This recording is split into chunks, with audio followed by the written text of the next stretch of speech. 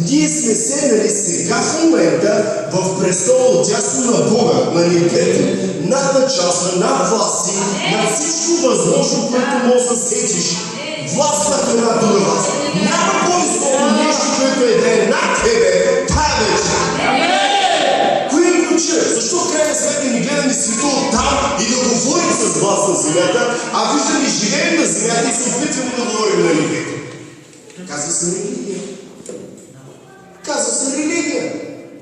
Много е просто. Религията прави едно единствено нещо. Исус го прави като нас. Исус го взима и го вкараме в нашия живот, да прави нашите неща, да ни отваря врати.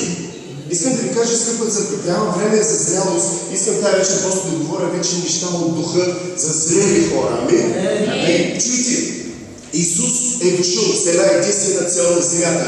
Не просто да спаси света, не просто да спасява грешници или да снабдява нужди. Той е дошъл да направи път за Святия Дух. Амин? Ама той обича хората. Естествено, че обича хората, той затова изпратил Духът си. Ама той, аз искам просто да видиш картината. Аз искам просто да бъда благословен. Най-често хората това говорят. Човешкия ум, човешките хора, човешката мисъл. Аз не ме интересуват царства, не ме интересуват такива работи. Искам просто нуждата ми да бъде съдена. Искам просто да бъда благословен. И това, което искам тази вечер, скъпа църква, да ви кажа ясно. Ние не проповядваме благословение. Ние проповядваме промяна. Първата крачка, която трябва да направи всеки един от вас, за да го дойде благословението, да го следва, не да го търсиш. То трябва да следва. Да се промениш. Колкото по-бързо се промениш, толкова е благословение, ще да промениш. Идеята е, Бог е дошъл, не да те благослови, Бог е дошъл да те промени. Това е ключа. Ние проповядваме промяна, ние проповядваме трансформация, реформация в едно общество. Ние трябва да вземем това цялото общество и да го прикараме в друго място, на друго място и да го прикараме не просто да вземем. Вижте, ние трябва да вземем тия хора и да ги вкараме в живота, който Бог има за всеки един от тях. Бог има свой живот за тебе. Определен живот. Не е нужно да викаш големия Бог отново в своя живот. Той беше в твоя живот. Беше в моя. Беше изкушаван, беше болен, беше подиграван. Той знае какво е ти и аз да живеем тук. Много по-добре от тебе. Преди ти и аз ще да сме се родили. Преди баба ни, да са жени баба ни, или ние да дойдем и така нататък. Има предвид. Той е бил в нашия живот. Скъпа църква, време е ние да излезем от нашия живот и да влезем в живота, който Бог има за нас. И това се нарича ходене в вяра. Това се нарича ходене и живеене в славата на Бога. Това се нарича власт и авторитет. От небето, като кажеш нещо, веднага да става. Амин. Това, разберете ли, църквата не знае мястото и позицията за това време, където е Исус. Това е ключа. Това, което ние правим като семейства, като млади хора, това е началото. Ти и аз просто не идваме на църква. Ти и аз просто правим път, където до сега не е имало път. И ние правим път, простичко и ясно, не хората да бъдат вярващи. Ние правим път, Божията слава да слезе и да промени всичко. Ние искаме славата на небето да слезе. Разбирате, Библията казва да дойде Твоето царство. Много е просто. Ако ще идва да идва, няма нужда да се чува. Що трябва да се чува? Като ще дойде, това означава, че трябва да остане върху кого? Върху кои? Върху кои семейства? И това, което искам тази вечер да ви споделя, много простичко и ясно. И съм чул просто едни прости и ясни думи. Цялото Евангелие, в смисъл всичките Евангелия, Матей, Лука, говорят историята, говорят Евангелие, което е това, което е правил Исус, как се е родил, как е изцелявал и как е възкръснал. Амен. Обаче обърнете внимание, хората, когато четат Евангелието, просто виждат как Бог прави чудеса, как изцелява, как снабдява, как от 2 риби прави 5000 хляба. От 2 риби. Разбрахте го, от 2 риби прави 5000 човека ядат и хората това чуват. Обаче Евангелието е написано, 4 Евангелия са написани с една единствена цел. Христос да бъде видян като цар. Не като снабдител, като цар. А сващи ли къде ключа? Дявол, когато е дошъл при него, той му каза, ако си Божий син, направи хляб. Или след той не му казал, глая си яш, той му казал, ако си Божий син, ключа е ти. В смисъл, по-късно се сещам, че Исус направил много хляб. Той по-късно Исус направил много хляб. Нахранил на сумати хора. Но ключа е, ако си Божий син. Ключа е, ако си Божий син. Ако знаеш авторитета си. Вижте, цялото Евангелие, не искам да се отклонявам много неща, които е. Вижте, цялото Евангелие говори за Исус Христос и цялото пророчество на Стария Завет, пророчеството от Стария Завет, и всичко говори, че се роди Месия, преди да се роди Христос, ще се роди цар на Израел. Обърнете внимание, те никъде не пише, че ще се роди човек, който снабдява нужди. Пише, ще се роди цар на Израел, нов цар от Давидовото потомство. Пише, всички пророчества казват, че се роди цар. И Евангелията показва царя, който слиза, който е слязал и след това е сега отдясно на Бога, сега е на небето, възкръснали. Обърнете внимание, защо е слязал царя? Да благославя, да съдява, да отиде на кръста. Да. Но ключа е следното. Искам да чуете нещо. Ключа е за да роди своята църква. Затова е слязал, за да роди своята църква. И това, което той, всичко това, което е направил, той е дал сила, власт, авторитет на църквата да завладява земята за царя, за него. Разбирате, той е църквата, има тая сила, тая власт. Или някой има, да не казвам всички, или който разберат, или който са в част, или който решат да завладява земята. Това е ключът. Исус е царя. И този цар е, значи нещо, което записвам се и тук точно прочитам по начина, който го чух. Просто Святия Дух ми каза с две думи. Сине мой, Исус е царя. И който е дошъл да учи и другите да станат царе. Истина е казва, това отключи ума ми, духа ми, душата ми, костите ми, всичко. Аз казвам, Бога, аз с тези които не съм на това място, аз съм другаде. Напълно другаде. Дошъл е царя да научи другите да станат царе. Кой ще те научи тебе да станеш цар? Моля да научи, как да кажа, някой въпрос. Не трябва царя да научи лично как да живееш като цар. Амин. И това е ключа. Прекарваш ли време с царя, ти ще царуваш. Прекарваш ли време с царя, ти ще царуваш, ти ще управляваш. И църквата е предизвикана да прекара време с царя, за да царува и да управлява. Това е езика на църквата. Църквата не е просто църквата събрани.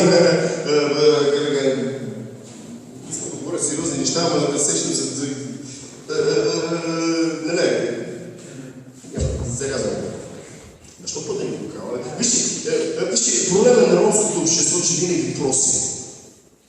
Истина ви казвам, това е голям проблем, това е бедност, това е грях, това е проклятие. И накрая на тази служба ние ще се изправим и ще декларираме и ще откажем от тези всички проклятия. Чуйте, първото нещо, вие сте тук вече, вие сте Божии синове и дъщери. Второто, вие сте българи. Българи, амин? Аз съм. Отде знаеш, че си? Да не записва се, да ни казвам, опитвам се да ни казвам неща. Отде знаеш, че си? Разбирате ли, ключа е ти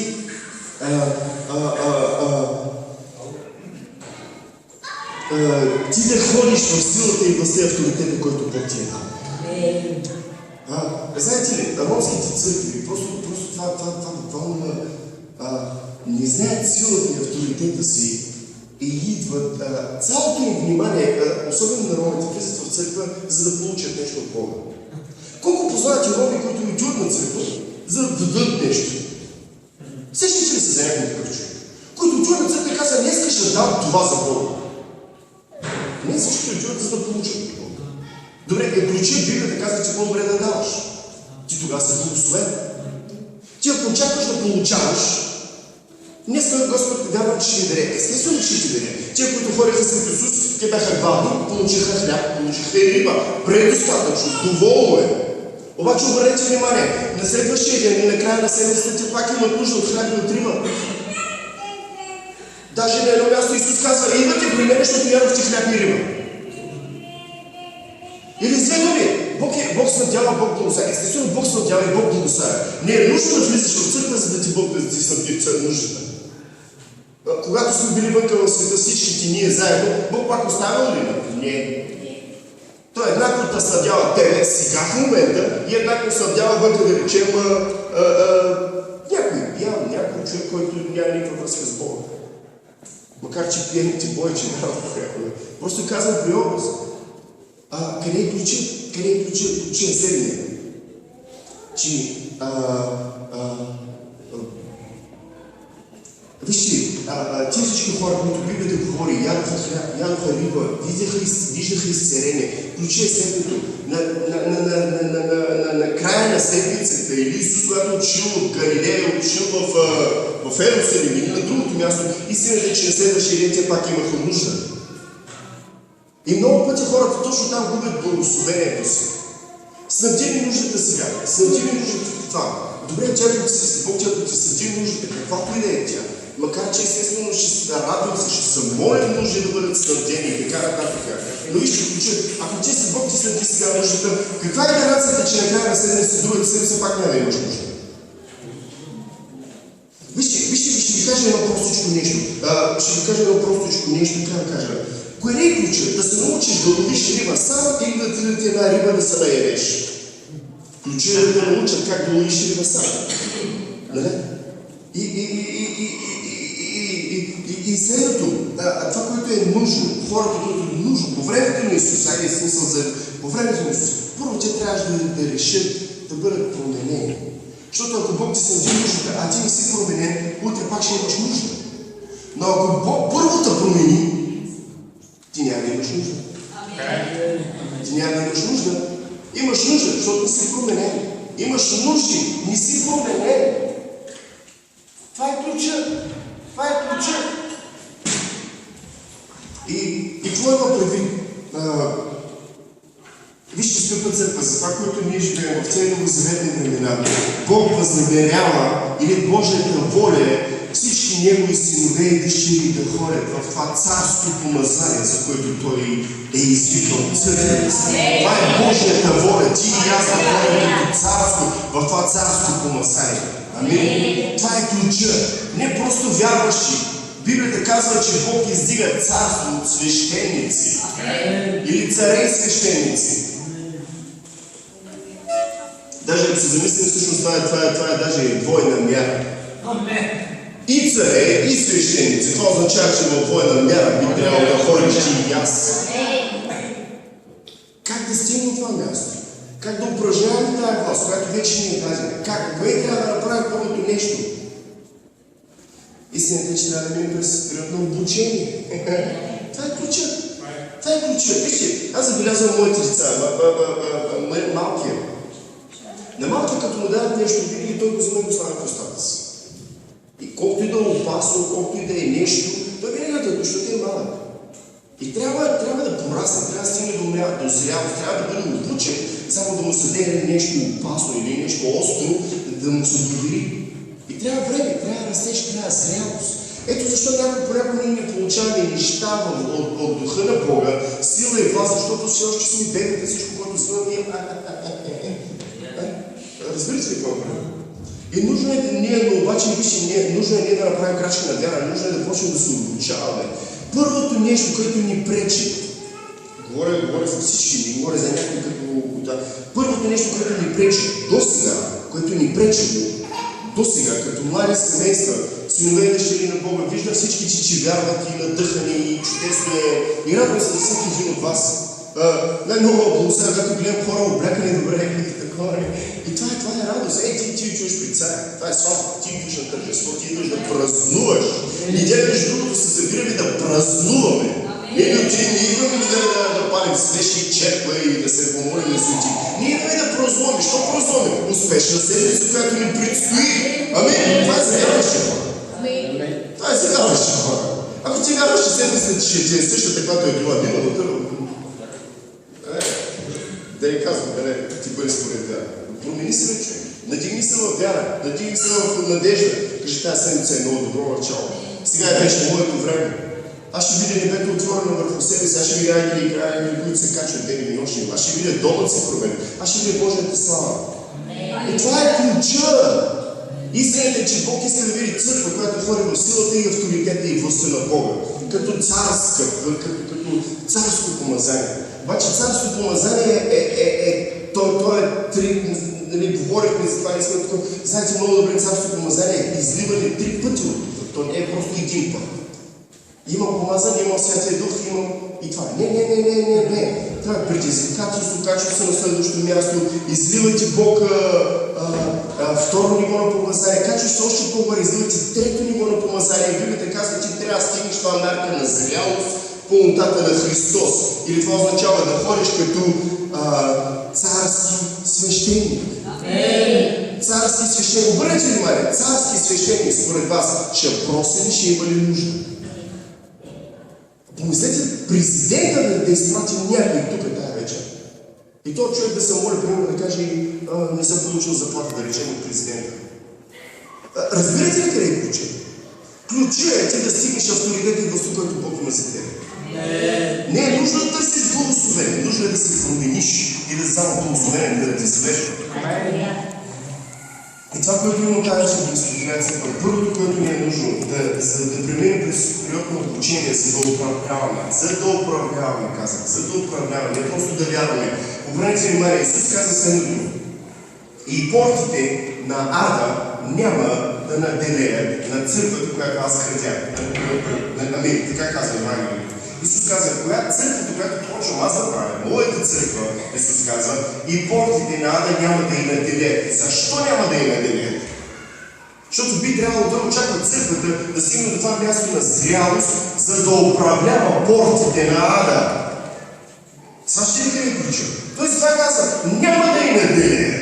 Това не означава, че просто църквата ще е много силна или много това. Не, това означава, че църквата ще има това менталитет на управление, това разбиране на управление и като види портите на да се отварят някъде, тя ще има това менталитет на управление да ги управлява. Да каже, стоп, стига до тук. Тая територия е наша, тая територия е Господна. Това семейство е наше, това е земя Господна. Изговаряме пророкове. Виждаш неща в финанси, неща се случват. Ти трябва да имаш това менталитет на управление, да се надигнеш, да кажеш до тук. Финансите ми са осветени на Господа. Дяволя няма да ги крадеш. Заповядвам ти, не пипай. Хора, говорите, че ли са хората, разбирате какво? Бог ще пази, Бог ще ни благослови. Бог те благослави и те пази, разбираш ли не го разбираш? Разбирате ли? Дявола вече каза, как примерно ще си благословен. Да речем, всички ти имат по две лодки, ти нямаш и как да кажа, и нещо. Има кораби, ти нямаш лодка. Как ще бъде благословен? Вижте, дявол пак повтаря. Дявол, когато дойде към нея, ти каже какво имаш. Дявол ще каже какво нямаш. И дявол винаги ще да каже едно простичко ясно. Състезавай се с хората. Бог ще ти каже едно простичко и ясно нещо. Бог казва едно просто и ясно нещо. Това, което имаш, предай ми, довери ми и аз ще го направя да се. Вижте, обърнете, спомняте си историята за миналия път бях казал за нещо за водата и дявола, че бесовете се страхуват от водата. Спомняте ли си това? Вижте къде е ключа. Искам да ви кажа, да видите нещо. Ако има суха област в живота ти, суха област на взаимоотношения, област на брак, на семейство, на финанси, на трудности, на работа, суха област, нещо в живота. Примерно всичко е наред, жената и децата, ели си, не е наред. Ако има тази суха област, означава, че има демони и бесови там. Как да ги изгониш? Много просто. Просто вземи вода от извора и излей вода. И бесови ще избягат. Жива вода. Много пъти в нашите сухи области ние не изговаряме живот. Ние не изливаме жива вода върху тях. И затова си ми казват, Бог ще го направи. А ти си авторитет, Бог те извика да управляваш. Цялата Библия говори за управление. Адам беше създаден да управлява земята. Адам не беше създаден просто да ходи да яде ябълки. Той беше създаден да обработва, да пази, да владее земята. И колко повече, когато си в Христос, колко повече трябва да управляваш земята? Колко повече? Но вижте, църквата, която Исус гради, той каза следното: моята църква, която построява върху канарата, върху откровението, което Петър каза, че Христос е Божия син. Портите на Ада няма да я надделеят. Или изведаме църквата, трябва да стигне до този менталитет, тя да управлява портите на Ада. Амин? Разбирате ли? Вижте, кой управлява Ада сега в момента? Дявол. Кой управлява Ада?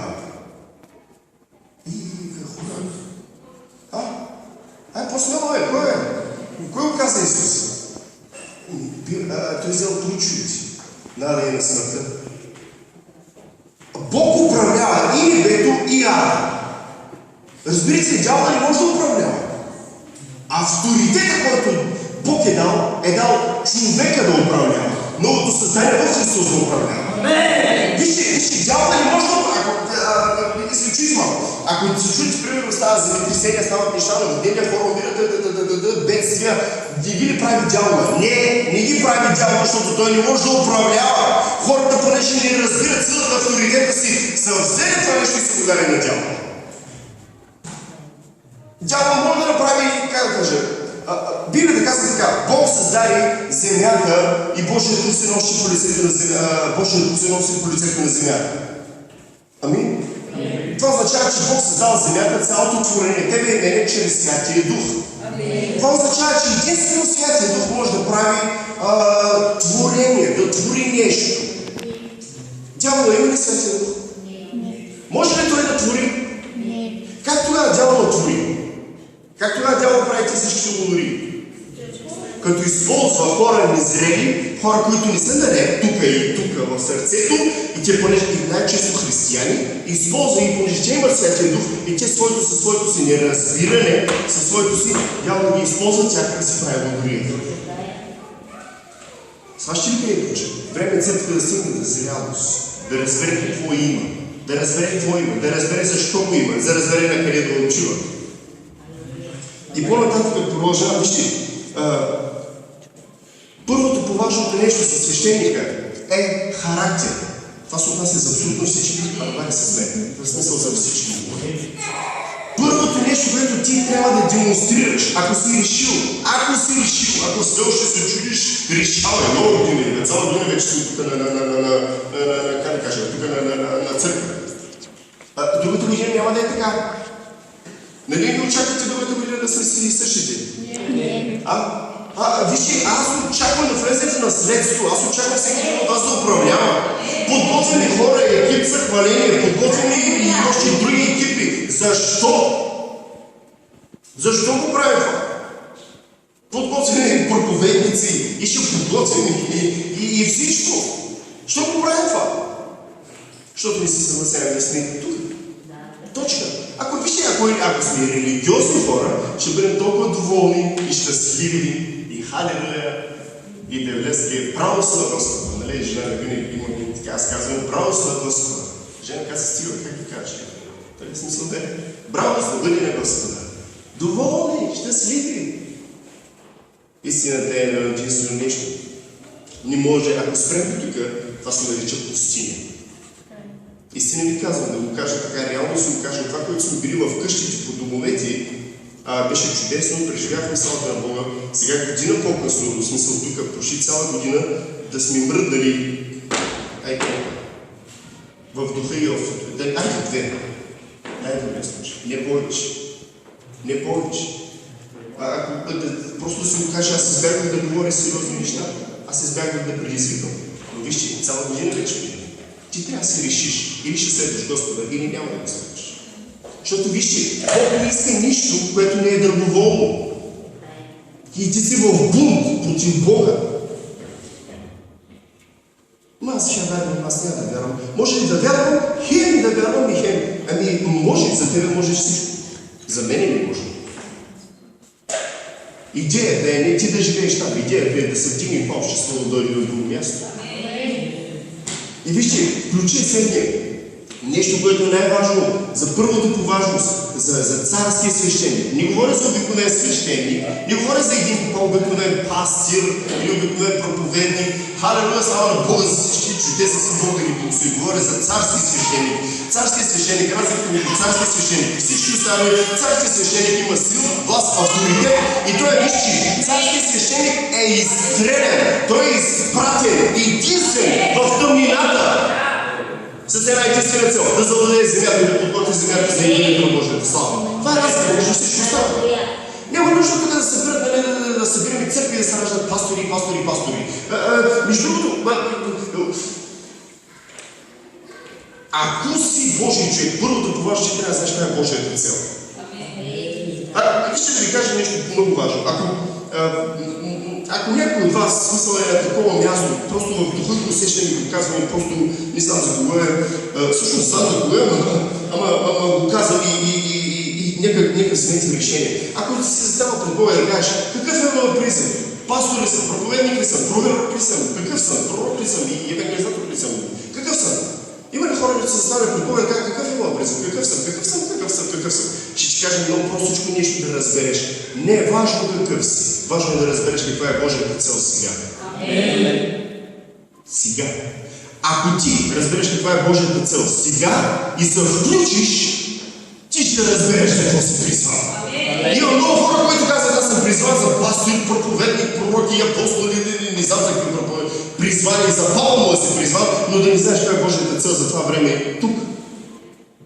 Идеята е, ти трябва да знаеш информация от небето, трябва да имаш каква е Божията цел за тая